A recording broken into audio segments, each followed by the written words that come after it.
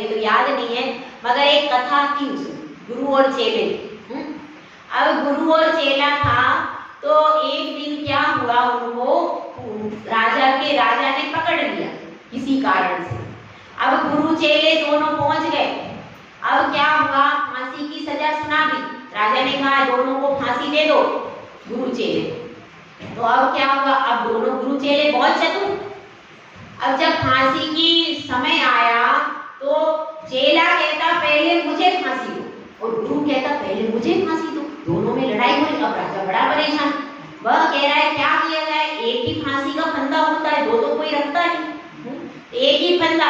और गुरु कह रहा है मुझे पहले फांसी दे दो, और चेला कह रहा है पहले मुझे फांसी दे दो। दोनों लड़ रहे। राजा कहता है आज तक ऐसा नहीं हुआ, फांसी देने वाला तो रोता है, जिसको फांसी दी जाती है वो तो रोता है हमेशा, वो कभी नहीं कहता मुझे फांसी दो। ये दोनों क्यों लड़ रहे? राजा खुद आ गया। उसने कहा भाई क्या बात है, तुम दोनों क्यों लड़ रहे हो? मरते समय तो सब कषाय नहीं करते, शांत रहते, तुम लोग मरते समय भी झगड़ा कर रहे हो, क्या बात है? तो गुरु कहती अरे राजन आपको पता नहीं। अच्छा क्या बात है? अरे राजन आपको पता नहीं? क्या पता नहीं?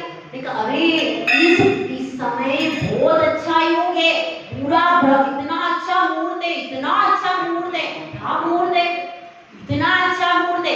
इस समय जो अपने प्राण देगा वो सीधा वैकुंठ में जाएगा।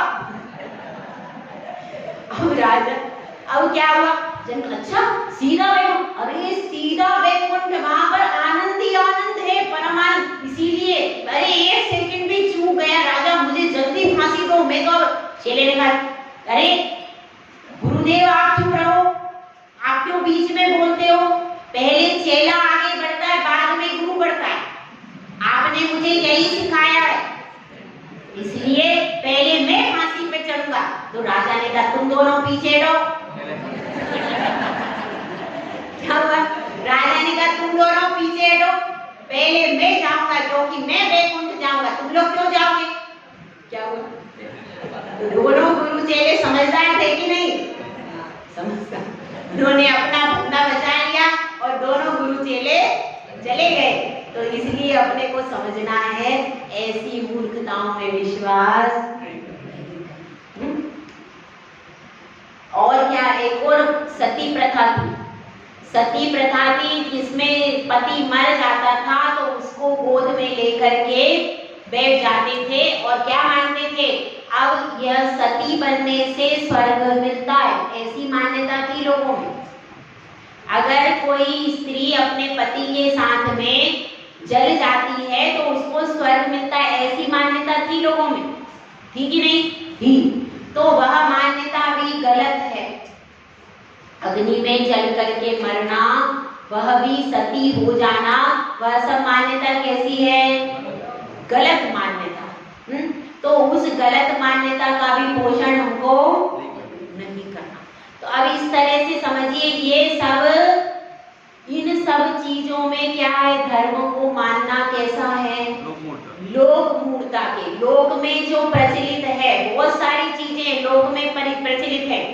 जैसे कि क्या होता है, पर्वत को, उसको पर्वत को नहीं, पेड़ के चारों तरफ धागा बांध करके फिर परिक्रमा लगाना और दीपक, पेड़ को पूजना, ये भी क्या है? लोक मूर्ता। पेड़ को नहीं पूजना, पर्वत को नहीं पूजना। और क्या करते हैं आप लोग, और भी बहुत सारी चीजों को, गाड़ी पर भी शुभ है, उस पर स्वस्तिक बना सकते हो, लेकिन उसको भी अपन पूजने लगे।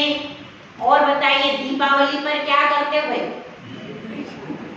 दीपावली का तो नाम ही मत लो,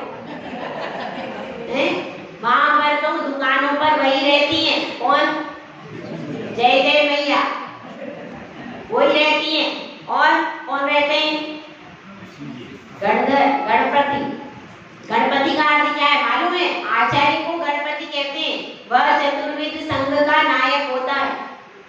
आचार्य को गणपति कहा या फिर गणधर को गणपति कहा। लेकिन हम क्या मानते हैं, वो दीपावली पर दुकान पर जरूर रहेगा, घरों में भी लोगों के रहते, लगे रहते। फिर वो क्या है, सब एक दिन की छूट दे दो, एक दिन छूट है ना, खाली दीपावली के दिन ही तो करते, वो मान्यता वो अपन पूजते हैं। एक दिन के मिथ्यात्व से भी आपका पूरा सम्यक दर्शन खत्म हो जाएगा। तो ऐसी मान्यता, हाँ वहां पर वो पूजते हैं तो फिर लक्ष्मी आती है भाई, ऐसी आती है। पूजने से हम आपको बता दें, लक्ष्मी जिसके पीछे भागते वो कभी भी अपने लिए सिद्ध। वीतरागी भगवान के पास सबसे ज्यादा लक्ष्मी है, समोसरण रूपी लक्ष्मी।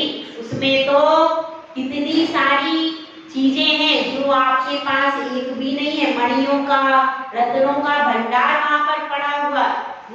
तो वीतरागी की जिसके पास जो है वहां कुछ नहीं मिलने वाला, क्योंकि यहाँ पर इतना बड़ा दरबार है, यहाँ पर सब कुछ देने की सामर्थ्य है।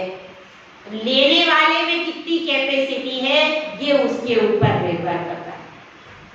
तो अपने को यह समझना है कि जो लोक में प्रचलित मान्यताएं हैं उनको मान करके कि इसमें धर्म है, इससे हमें स्वर्ग मिलेगा, इससे हमारा कल्याण हो जाएगा। और भी आप करते हैं, जैसे बच्चा बीमार है तो क्या सोचते हैं, कोई बात नहीं, एक दिन अगर उधर उधर चले जाते हैं तो क्या फर्क पड़ता है, जाओ थोड़ा सा कहीं कुछ दे देंगे, दान दे दो, यहाँ पर ये तेल चढ़ा दो, यहाँ पर ये कर दो, वहां पर जा करके हम तैयार हो जाते, तो तैयार हो जाते। तो यह भी लोक मूढ़ता है कि कहीं पर तेल चढ़ाने से, कहीं पर वस्त्र दान देने से, कहीं पर ज्यादा चढ़ाने से हमारा बच्चा ठीक हो जाएगा। ये क्या है, यह लोक मूढ़ता है। अगर ऐसी मान्यता हमारी है, क्योंकि देखिए सबसे पहले उसके कर्म का उदय है, उसके कर्म का उदय है, तो उस कर्म का क्षयोक्षम कहाँ हो सकता है, सिर्फ वीतरागी भगवान के पास भक्ति करने से ही उसके कर्म का क्षयोक्षम। और आप इधर उधर जाओगे तो मिथ्यात्व का पोषण हो जाएगा, कर्म का और ज्यादा कर्म बढ़ जाएंगे। इसलिए ऐसी मान्यता नहीं करना। वहां पर जाएंगे, वो माता के पास में ये चले जाएंगे, वहां जाना, वो सब मान्यताओं से आपका कर्म और ज्यादा बढ़ जाएगा। जबकि आप यहाँ आएंगे तो यहाँ आने से वो कर्म नष्ट हो जाएंगे और आपके लिए फिर हमेशा के लिए सम्यक दर्शन का द्वार खुल जाएगा। तो इसलिए अपने को कोई भी लोक मूढ़ता, ये भावना कभी भी अंदर रखना नहीं, वहां जाऊंगी तो मेरी बीमारी ठीक हो जाएगी, उधर जाएंगे तो मेरे बेटे को कोई बाधा आ गई वो दूर हो जाए। यह मान्यता आप सबके अंदर में बैठी हुई है, बैठी है कि नहीं भाई? महिलाओं में ज्यादा होती है ये सब चीज। अगर वहां जाने से ऐसा, वहां जाने से कुछ भी नहीं होगा, ऐसा दृढ़ अपने अंदर विश्वास जगाओ। अपने अंदर दृढ़ विश्वास आपका होना चाहिए कि वहां जाने से कुछ नहीं होगा, जो कुछ होगा इसी दरबार से।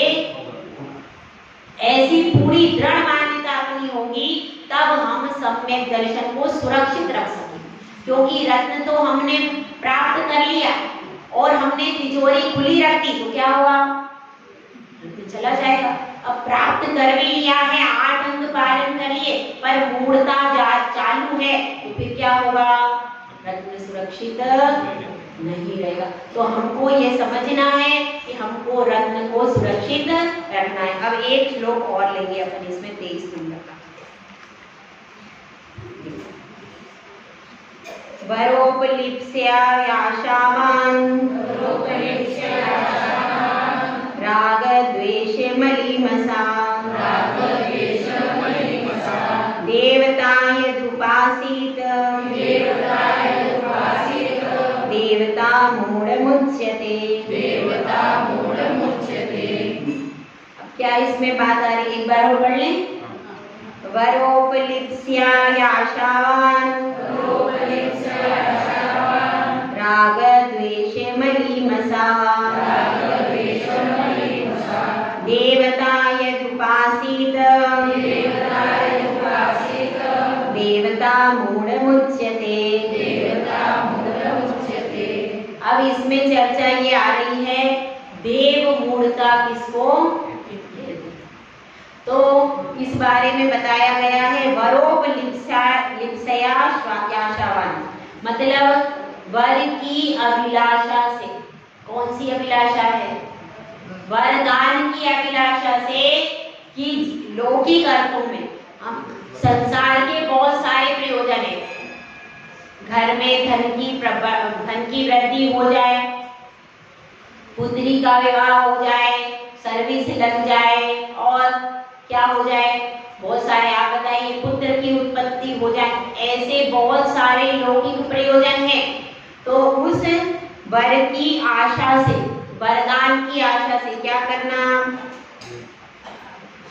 क्या करता है वो, राग द्वेष मलिमसा, जिनके पास राग द्वेष से मलिन चित्त है, जो स्पष्ट ही राग द्वेष से सहित दिख रहे हैं, ऐसे देवता को जो उपासना करता है वो क्या है, देव मूढ़ता है। और देखिए बिना प्रयोजन के कोई भी कहीं जाता नहीं। हमारी इच्छा है, हम ये चाहते हैं, और वह प्रयोजन लेकर के उधर क्या कहते हैं, तो वीतरागी देव है, इन्होंने तो सब छोड़ दिया, ये तो सिद्धशिला पे हैं, ये तो अनंत हैं, इनके तो पास में वस्त्र भी नहीं, ये हमको क्या देंगे। सही है, सही है ना, ये हमको क्या देंगे, हमको तो पुत्र चाहिए, धन चाहिए, पुत्री चाहिए, और क्या चाहिए, बहू चाहिए, और क्या क्या चाहिए भाई, बहुत सारी चीजें होती है। आपकी दुकान अच्छी नहीं चल रही, विधि विधि बातें, सर्विस लगनी है, बहुत सारी इच्छाएं हैं, तो वहां पर इच्छा पूर्ति के लिए पहुंच जाओ, वहां पर मिल जाएगा। ये तो अपने हैं ही सही, ये तो अपने भगवान है, कभी भी पूछ लेंगे, बाद में इनको पूछ लेंगे, अभी वहां से अपने स्वार्थ की सिद्धि करके आ जाए। तो ऐसी भावना से वहां पर जाना क्या है, देव। लौकिक अर्थों की सिद्धि के लिए यदि हम कहीं भी जाकर के किसी को भी मान के नमस्कार करते हैं, उनकी पूजा आराधना शुरू कर देते हैं, तो ये क्या है, देव। तो इसको हमको समझना है। अब हम क्या करते हैं भाई, हाँ लक्ष्मी मैया है, और इसको क्या करते हैं दीपावली के दिन, तो लक्ष्मी मैया को पूजो, मैं मना नहीं कर रही, सुन लो आप, लक्ष्मी मैया को पूजने में बुराई नहीं है, पूज सकते हो, लेकिन कौन सी लक्ष्मी मैया, वह लक्ष्मी मैया जो समो शरण रूपी बहिरंग लक्ष्मी है, वो समो शरण की पूजा करो। समो शरण में भगवान की गंधकुटी की पूजा करो, कोई बुराई, उस लक्ष्मी मैया की पूजा करो। गंधकुटी पर जो भगवान विराजमान है उनकी अंतरंग लक्ष्मी है, क्या है, अनंत दर्शन, अनंत ज्ञान, अनंत सुख, अनंत वीर, उसकी तुम पूजा करो, कोई दिक्कत, अंतरंग लक्ष्मी की पूजा करो। लेकिन वो सोने की मोरों वाली लक्ष्मी की पूजा, उसकी फोटो लगा करके वो पूजा, वो क्या है, वो है देवमूर्ति, वो नहीं करना। वो अगर पूजा आप करते हो तो आप कौन हो गए, देवमूर्ता के अंतर्गत आ गया। पर आप करते हो गणपति की करना, कोई भी कार्य का प्रारंभ हो तो सबसे पहले पूजो विनायका, बिना उसके कार्य प्रारंभ कैसे करेंगे। वह बताया गया है कि गणधर परमेष्टि हैं वो, और हमारे यहाँ सबसे बड़े कौन है, आचार्य परमेष्टि। तो सबसे पहले आचार्य आज्ञा आता है, आज्ञा निमंत्रण करके भी आता ना कुछ, जब अपन पंच कल्याण प्रतिष्ठा करते हैं, सबसे पहले हर कार्य के लिए आपको आचार्य की अनुमति लेना चाहिए। ये विधान था, विधान क्या था, आचार्य की अनुमति लेना चाहिए हर कार्य के पहले, और कोई भी कार्य आप प्रारंभ करो तो उसमें आचार्य की अनुमति, उनकी आज्ञा से होना चाहिए, उनका आशीर्वाद लेना चाहिए पहले। लेते हैं कि नहीं हम, जब भी कोई विवाह आदि कार्य भी करते हैं तो गुरुदेव के पास भी नमोस्तु करके कार्ड रखते हैं कि नहीं, मंदिर में भी रखते हैं और गुरु के पास में भी रखते हैं कि नहीं। तो यही विधान था कि गणपति मतलब कौन, आचार्य परमेष्टि करके उनको समर्पित किया जाता था। और अब क्या हो गया, इसको आपने क्या बना लिया, इसको लौकिक अर्थों में तो पूजो। गणपति को भी पूजने का मैं निषेध नहीं करती, लेकिन कौन से गणपति, जिनके ऋषि मुनि यति अनगार ऐसा संग हो, या फिर मुनि आर्यका श्रावक श्राविका ऐसा चतुर्विध संग हो, उस गणपति को आप माने। मेरी तरफ से निषेध है। वास्तविक स्वरूप जो है आगम में उसके अनुसार पूजो, लेकिन जो लौकिक जगत में जो मूर्ति की पूजा है वह तो स्वरूप ही नहीं है। वीतरागता की ही हमको आराधना करनी। वीतरागता जिनमें नहीं है उनकी आराधना नहीं करनी। इस चीज को हमको सबको स्वीकार है कि नहीं? तो पहले उसमें वीतरागी सर्वज्ञ हितोपदेशी गुण होना अनिवार्य है, उसके बाद ही हम उनकी पूजा करेंगे। इतना तो हमारे पास नियम होना चाहिए कि नहीं? है क्या किसी का नियम? किसी का नियम नहीं है यहाँ, है ऐसा नियम? है। वीतरागी सर्वज्ञ और हितोपदेशी 3 गुण वाले परमात्मा की ही पूजा करेंगे, नियम है। फिर दीपावली पर क्या हो जाता है, एक दिन के लिए, एक रात के लिए, उस रात में बातें कैसे बदल जाती हैं?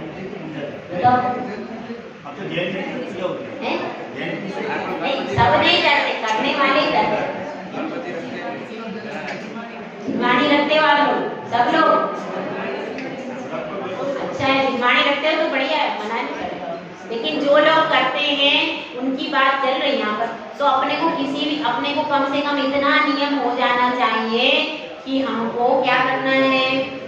हाँ सुनो मेरी, हमको क्या करना है, ये जो सब आ रहा है ये केवल पढ़ने के लिए नहीं है, इसको प्रैक्टिकल जीवन में उतारना है कि वीतरागी सर्वज्ञ और हितोपदेशी जो देव हैं और निर्ग्रंथ गुरु हैं, और जो अपने मुनि आर्यका आदि जो हैं क्षुल्लक क्षुल्लिका, इनके अलावा और किसी को भी नमोस्तु आदि साधर्मी बंधु प्रतिमाधारी है उनको वंदना है, और साधर्मी को जय जय। बाकी जैसी पूजा आराधना हम वीतरागी भगवान को भगवान मान के करते, वैसी पूजा आराधना किसी की भी हम, जो हम अपने गुरु को आचार्य साधु को मान करके करते, वैसी आराधना हम करेंगे। इतना नियम होना चाहिए, सबका होना चाहिए कि नहीं? होना चाहिए। इतना भी आप नियम ले लोगे तो भी आपका कल्याण हो जाएगा। इस नियम का भी बहुत महत्व है। और एक कहानी इस बारे में कि एक राजा ने क्या किया था, अपनी अंगूठी में मुनि सुव्रतनाथ भगवान की प्रतिमा चढ़वा ली थी, और वह किसी को भी नमस्कार नहीं करता था। तो अब वो जिसके अधीन था वह कुपित हो गया, ये तो मुझे नमस्कार नहीं करता, और उसको क्या कर दिया, कारावास की सजा दे दी। अब उस समय रामचंद्र जी को पता चला ये बात कि इसका इतना कठिन नियम है कि मैं सच्चे देवशास्त्र गुरु के अलावा नमस्कार भी नहीं करूंगा, तो अब क्या होगा। फिर रामचंद्र जी ने उसकी रक्षा की और लक्ष्मण उसको छुड़ा करके लेकर के आए, राजा को पकड़ लिया। तो इस तरह की सिंहोदर राजा को पकड़ लिया था। तो इस तरह की कथा है। तो अपने को ये समझना है कि अगर हम नियम भी ले लेते हैं तो उस नियम के कारण हमारी विजय होगी, हम कभी भी परेशानियों में फंसेंगे नहीं। तो अब यह बात चल रही यहाँ पर, तो देव मूढ़ता को भी करना, इधर उधर कोई आपत्ति आने पर आप अपने सम्यक से विचलित नहीं होना। आपत्ति के समय ही लोग विचलित होते, बाकी तो कोई कहीं नहीं जाता।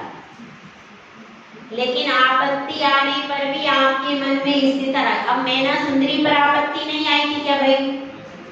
आई थी। अंजना पे आपत्ति नहीं आई थी? आई थी। और सोमा सती पे नहीं आई थी? आई थी कि नहीं? सुदर्शन सेठ पे नहीं आई थी? वारीशेष कुमार पे नहीं आई थी? जब चोर ने, विद्युत चोर ने उनका हार चुरा करके उन पे आरोप लग गया, तो इन सब पर भी आपत्ति आई। लेकिन उन्होंने क्या किया? आपत्ति आने के बाद भी जिन धर्म की आराधना नहीं छोड़ी, तो आज वे सब कहाँ जाएंगे? आज वे सब उन्नति के पथ पर जा रहे हैं।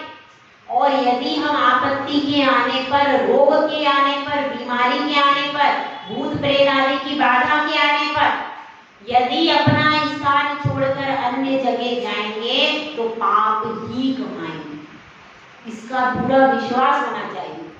क्योंकि देखिए, आप वहां पर गए, मान लो एक बात, एक उदाहरण देकर के बता, किसी व्यक्ति को रोग हो गया, जैसे कि चेचक का रोग है, कहाँ जाते हैं भैया, पता है आपको? इसको माता बोलते हैं ना उसको। हाँ, कहाँ जाते हैं वो? कौन सी बात कहाँ जाते हैं? सब पता है, हमें भी थोड़ा थोड़ी नॉलेज रखते हैं, हम ऐसा नहीं, भले यहाँ बैठे रहते हैं, जाते नहीं। तो वहां पर आपको जाना है, तो क्या हुआ, अब आप वहां पर गए, ठीक है, अब वहां पर गए, वहां पर जो भी प्रोसीजर होगा मुझे तो पता नहीं है, वहां पर जो भी प्रोसीजर आपने फॉलो करके आप और आप तो ठीक हो गया व्यक्ति। अब आपकी क्या मन में, वहां जाने से, वो वहां जाने से ठीक नहीं हुआ, ऐसा बाय चांस ऐसा हो गया कि आपके कर्म का क्षयोक्षम हुआ और आपका वहां पर पैर रखना हुआ, तो क्या हुआ, आपने क्या मान लिया, वहां जाने से, ये क्या है, यह है देव मूर्ता।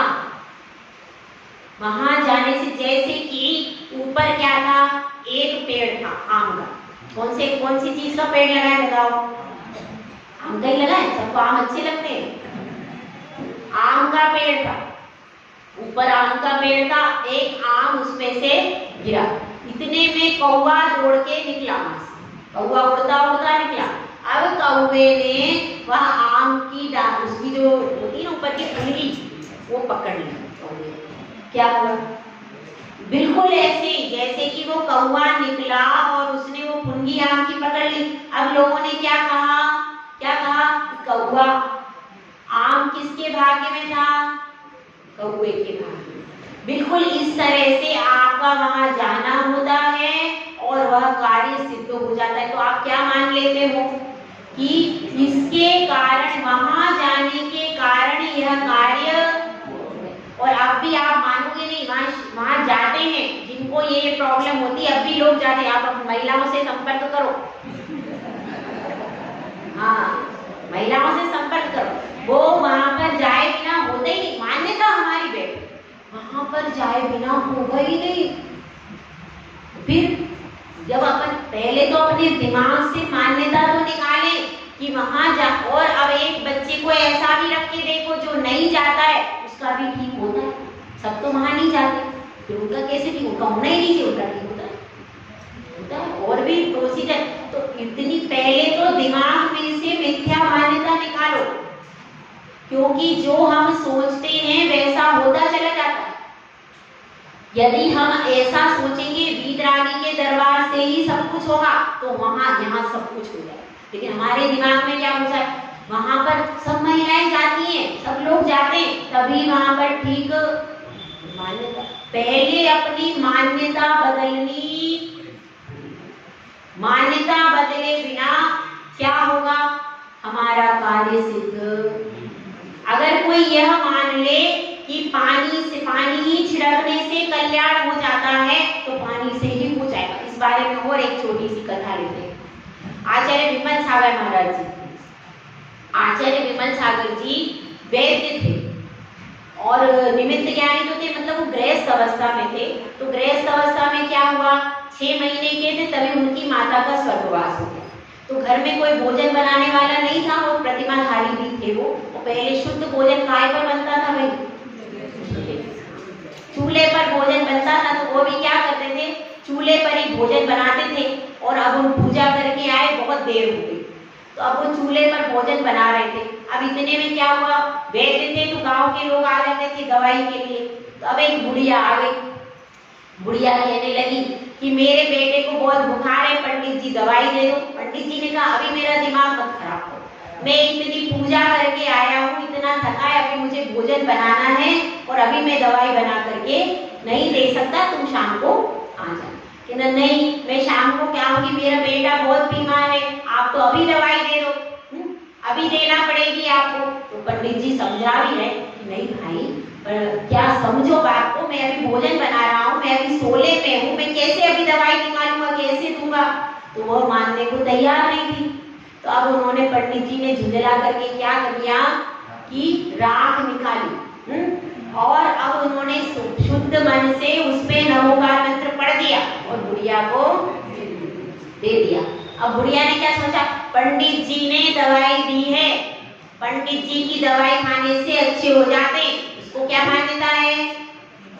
वो वैद्य थे, माने हुए वैद्य थे, तो होते भी थे, ऐसा नहीं। अब उन्होंने लेकर के वो बच्चे को खिला दिया। अब क्या हुआ, शाम को बुढ़िया फिर से आ गई, पंडित जी पूछ रहे क्या हुआ, दवाई दे दूं?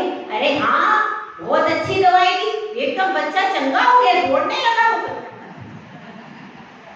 ये तो बात सही है कि नमोकार मंत्र का भी प्रभाव है, लेकिन आप देखिए दवाई बनाई नहीं उन्होंने, लेकिन फिर भी मान्यता के ऊपर फर्क पड़ता है। मान्यता यदि आपकी कैसी है, मान्यता से ऐसा भी प्रसंग आता है, ये गांधी जी की बात बता रहे, पहले ग्लूकोज की बोतलें चढ़ती थी, तो अब गांधी जी क्या करते थे, पानी में नमक मिला करके बोतल चढ़ा देते थे लोगों की, लोग अच्छे हो जाते। आप देख लीजिए महात्मा गांधी की आत्मकथा में आपको मिलता है। तो अब अपने को यह समझना है कि हमारी मान्यता सबसे पहले सुधारना किसको है? व्यक्ति को नहीं सुधारना, उसकी मान्यता में ये कूट कूट करके भर जाए, जिएंगे तो यहाँ, मरेंगे तो यहाँ, और कुछ भी हमारा होगा। यह शरीर तो अनंत बार मिला है, अगर एक शरीर नष्ट हो गया तो कुछ नहीं गया, कुछ भी नहीं गया। लेकिन अगर हमारी आत्मा से सम्यक दर्शन रत्न चला गया तो सब कुछ चला गया, क्योंकि एक बार सम्यक दर्शन रत्न गया तो दोबारा कब मिलेगा कोई भरोसा नहीं है, आसानी से नहीं मिलता। जैसे आपका वो एक पुत्र होता है, उसको कितना संभाल के रखते, बड़ी मुश्किल से आया है और बड़ी कठिनाई से आया है, फिर उसको पढ़ा लिखा करके बड़ा करते, फिर बहू की सेवा भी करते, पोती की भी करते, कितना संभालते, एक बच्चे का कितना संभालना पड़ता है। मैं तो बहुत आप लोगों को धन्य मानते हैं, मेरे को तो देख देख के घबराहट होती, कैसे संभालते, कैसे करते। पहले तो मैं इतने डीप में नहीं गई, अब मैं डीप में गई तो मैंने कहा कितना कठिन है। अब वो बाहर पढ़ने गया तो चिंता, कहीं ऐसी बाहर की ले आया तो मेरे साथ में सेट नहीं होगी तो मैं क्या करूंगी, दुनिया भर की टेंशन। लड़की गई है तो उसकी चिंता, जब तक वो बेटी बाहर रहती है माँ को नींद नहीं आती। बाहर पढ़ने गई है वो तो मस्त है, लेकिन यहाँ सब पस्त है, कितनी टेंशन। फिर वो आ जाए, इतना आप जैसे आप अपने बच्चों को संभालते हो, ऐसे अपने सम्यक दर्शन को संभालना सीखो। वो तो बाहर के यहाँ के यही रह जाएंगे, आपके साथ में एक बच्चा तो जाएगा। कितने बच्चे आपके? 2 है ना? हाँ 2 है, मुझे पता चल चुका है। हाँ विकास जी 2 है, एक तो साथ में जाएगा है? नहीं जाएगा, एक भी तो भी इतनी संभाले, 2 है चाहे 3 है, लेकिन एक भी जाएगा। अपने को पहले से पता है पूरा, उसके बाद भी संभाल कितनी है, बहुत ज्यादा संभाल। तो ये समझो सम्यक रूपी रत्न मेरे साथ में जाएगा, और कब तक? जब तक मुझे मोक्ष नहीं होगा तब तक मेरे साथ में रहेगा। तो उस सम्यक दर्शन की संभाल हम क्यों नहीं करते? उसकी संभाल हमको करना चाहिए कि नहीं? करना चाहिए। अगर हम उसकी संभाल करेंगे तो फिर क्या होगा, एक दिन हम भी उस सम्यक दर्शन के बल पर सिद्ध शिला तक पहुंच जाएंगे।